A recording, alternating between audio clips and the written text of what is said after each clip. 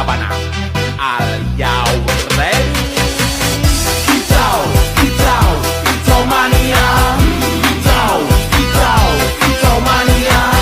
Kicau, kicau. Kenalkan, nama saya Mutiara Hikmah dengan NIM 322-337 akan membacakan materi artikel saya kelompok 8 yang berjudul Inflasi dan Stabilitas Moneter, Mekanisme serta Pengendaliannya dalam Ekonomi Islam. Yang pertama, pengertian inflasi. Inflasi adalah kondisi di mana terjadinya kenaikan harga barang dan jasa secara umum dan terus-menerus dalam jangka waktu tertentu yang menyebabkan daya beli masyarakat menurun dan nilai tukar rupiah juga melemah. Inflasi disebabkan karena banyaknya jumlah uang yang beredar di masyarakat dibandingkan dengan jumlah barang dan jasa tersedia di pasar. Sehingganya masyarakat membutuhkan lebih banyak uang untuk membeli bahan dengan bahan yang sama. Dalam perspektif Islam, inflasi bukan hanya masalah ekonomi, tapi juga berkaitan dengan moral, keadilan, dan distribusi kekayaan. Islam menekankan keadilan dan distribusi kekayaan agar kesejahteraan selalu tercapai. Selanjutnya, materi yang kedua, penyebab inflasi. Inflasi disebabkan oleh dua faktor, yang pertama faktor alami, yang kedua akibat kesalahan manusia. Faktor alami yaitu faktor yang tidak bisa dikendalikan oleh manusia seperti bencana alam dan gagal panen, kekeringan, dan peperangan.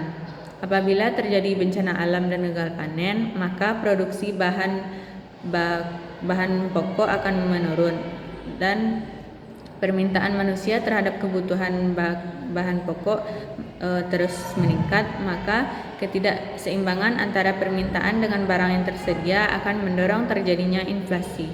Yang kedua, inflasi yang disebabkan kesalahan manusia. Yang pertama, korupsi dan administrasi yang buruk. Korupsi menyebabkan kegiatan ekonomi berjalan tidak efisien. Dengan korupsi, banyak anggaran yang disalahgunakan sehingga kegiatan pembangunan dan produksi serta distribusi akan tidak berjalan secara efisien, serta administrasi yang buruk menyebabkan kegiatan distribusi dan produksi meningkatkan harganya, sehingga barang dan jasa yang tersedia di masyarakat juga meningkat harganya dan mendorong terjadinya inflasi. Selanjutnya,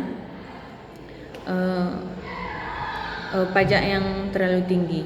Pajak yang terlalu tinggi menyebabkan harga bahan pokok meningkat, sehingganya produsen juga meningkatkan harga jual dan sehingganya barang dan jasa yang tersedia di masyarakat juga akan meningkat harganya, serta hal tersebut juga mendorong terjadinya inflasi. Yang ketiga yaitu ihtikar atau penimbunan barang.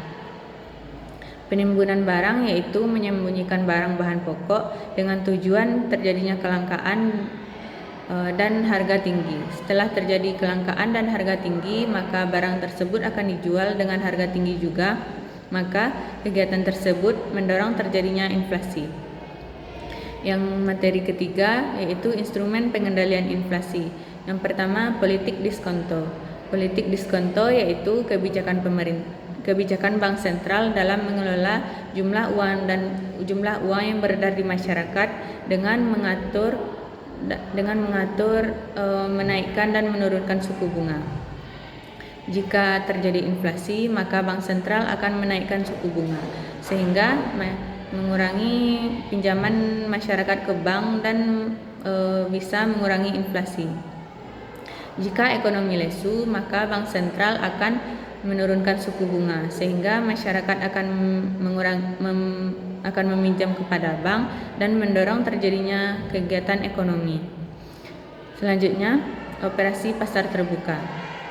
Operasi pasar terbuka dilakukan melalui jual beli surat berharga seperti sertifikat Bank Indonesia serta obligasi. Jika bank sentral menjual surat berharga, maka uang yang beredar di masyarakat akan ditekan dan mengurangi jumlah uang yang beredar sehingga mengurangi terjadinya inflasi. Dan jika bank sentral membeli surat berharga, maka jumlah uang yang beredar di masyarakat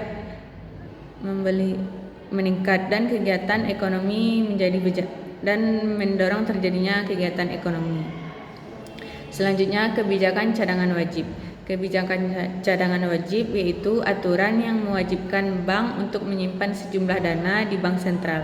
Jika cadangan wajib dinaikkan, maka kemampuan bank dalam memberikan pinjaman kepada masyarakat akan menurun dan mengurangi jumlah uang yang beredar di masyarakat serta mengurangi terjadinya inflasi.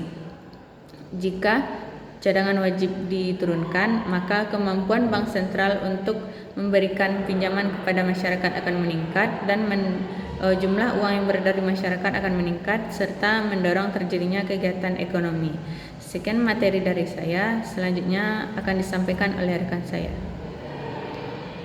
Assalamualaikum warahmatullahi wabarakatuh. Perkenalkan, nama saya Oktavi Amanda dengan NIM 3223042. Saya akan melanjutkan materi yang kedua, yaitu tentang strategi pengendalian inflasi. Yang pertama itu dalam kebijakan fiskal. Nah, kebijakan fiskal ini dia bertujuan untuk mewujudkan kestabilan ekonomi serta juga mewujudkan kemajuan dalam ekonomi dan juga pemerataan distribusi pendapatan. Nah, kebijakan fiskal ini mencakup pajak dan bangunan serta atau utang dan pinjaman yang gunanya untuk menstabilkan ekonomi nasional serta meningkatkan mesejahterakan rakyat. Nah, cara untuk mengendalikan inflasi ada 3 dalam kebijakan fiskal. Yang pertama yaitu perbaikan moral, yang kedua pemerataan distribusi pendapatan dan kekayaan, yang ketiga itu adalah larangan riba. Kemudian yang kedua yaitu ada dalam kebijakan moneter, di mana kebijakan moneter ini memiliki 3 kebijakan untuk mengendalikan inflasi. Yang pertama itu ada kebijakan diskonto. Kebijakan diskonto ini merupakan kebijakan yang digunakan untuk meningkatkan dan menaikkan tingkat bunga untuk menjaga untuk jumlah uang yang beredar. Kemudian yang kedua itu ada operasi pasar terbuka, yang dimana tindakan ini dilakukan oleh bank sentral melalui jual beli barang-barang yang bernilai tinggi demi mengendalikan jumlah uang yang beredar. Kemudian yang ketiga itu ada persediaan kas, yang dimana ini kebijakan yang dilakukan oleh bank sentral demi mempengaruhi jumlah uang yang beredar dengan cara menurunkan dan menaikkan persediaan kas melalui yang berasal dari bank. Yang tujuannya ini adalah untuk mengendalikan jumlah uang yang beredar demi mencapai kestabilan ekonomi. Kemudian yang ketiga ada kebijakan non moneter dan kebijakan non fiskal. Nah, yang pertama itu dalam menaikkan hasil produksi, walaupun jumlah uang yang beredar itu tetap bertambah. Kemudian yang kedua itu kebijaksanaan upah, di mana pemerintah menekankan kepada serikat-serikat buruh untuk tidak meminta kenaikan upah yang dimana ketika selagi terjadinya inflasi. Kemudian yang ketiga itu ada pengawasan harga, agar harga itu tidak terlalu naik, maka pemerintah itu dia perlu melakukan pengawasan terhadap harga tersebut. Nah, kemudian ada upaya stabilisasi. Kemudian yang selanjutnya ada upaya stabilisasi dapat dikembangkan. Yang pertama pembiayaan utang yang digantikan oleh pembiayaan berbasis ekuitas dan saham. Nah, dalam ekonomi Islam sistem bunga ini dapat menimbulkan ketidakstabilan ekonomi serta memicu terjadinya inflasi. Nah, sistem bunga ini akan meningkatkan biaya produksi serta akan mendorong kenaikan harga terhadap barang dan jasa. Oleh karena itu Ekonomi Islam mendorong untuk menerapkan prinsip pembiayaan ekuitas seperti musyarakah dan mudharabah, yang dimana prinsip ini menekankan prinsip bagi hasil. Dan sistem ini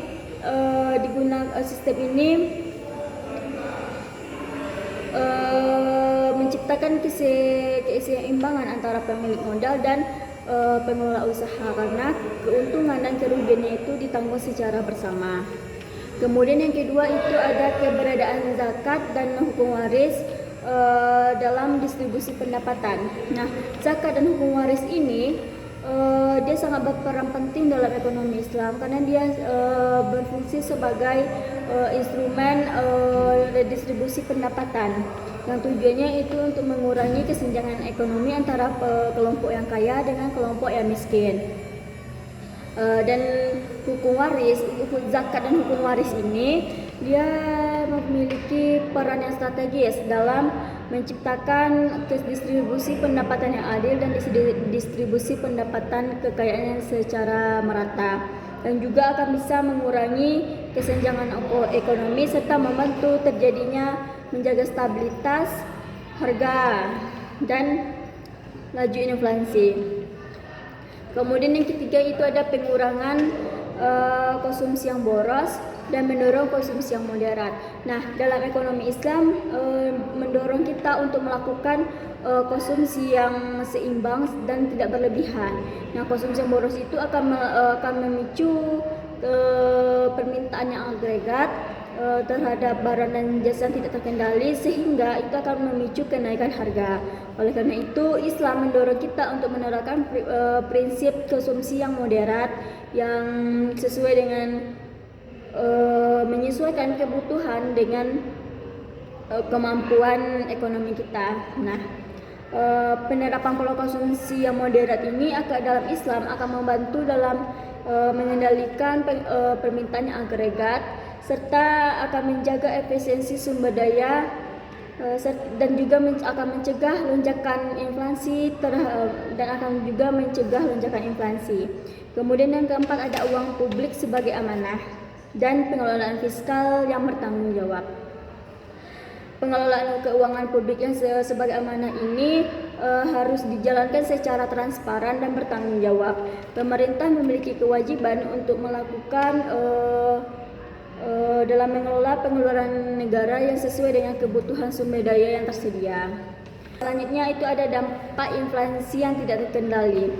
Inflasi yang tidak terkendali ini akan menimbulkan dampak terhadap ekonomi, baik itu dalam ekonomi mikro maupun dalam ekonomi mikro.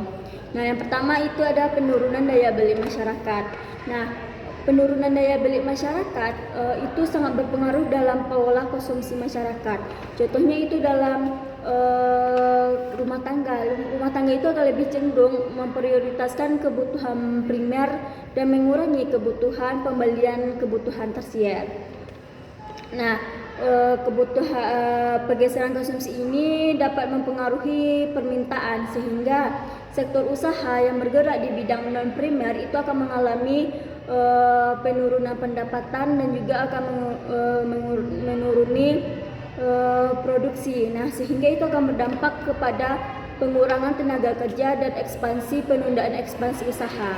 Nah, kondisi ini akan memperburuk ketimpangan ekonomi.